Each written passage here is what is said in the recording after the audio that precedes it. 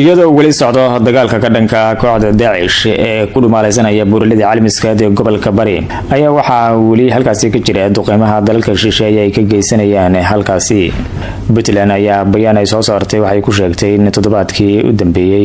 Mareykanku halkaasi uu ka fuliyay duqeymo kuwii ugu cuslaa waxaana u dambeeyay kii 24 saac ka hor ka dhacay aaga ceel Bakuujiye ee Toga Baalade.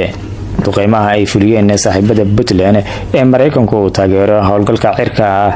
ee argagixisada lagu ciribtirayo ee maamulka Puntland ka dagaalama ayaa waxaa lagu beegsaday firxadka argagixisada Daesh waxaana kii u dambeeyay ka dhacay aaga ceel Bakuujiye ee Toga Baalade ee buuraleyda caalamiska ee gobolka Bari ayaa lagu yiri bayaanka ka soo baxay xafiiska warfaafinta howlgalka caalamiskaada. duqeymaha dhinaca cirka ee Mareykanku ka fuliyay buuraleyda caalamiska ee gobolka Bari ayaa waxaa lagu sheegay in lagu beegsaday fariisimaad Daesh ay ku lahaayeen deegaanadaasi iyadoo ay sheegeen firxadkooda iminka ciidanka maamulka Puntland ay sii daba joogaan isla markaana ay gacanta ku soo dhigi doonaan. Puntland ayaa waxay maalmo ka hor soo bandhigtay maxaabiis ajnabi ah ee argagixisada Daesh looga qabtay howlgalka caalamiskaad kuwaas oo u kala dhashay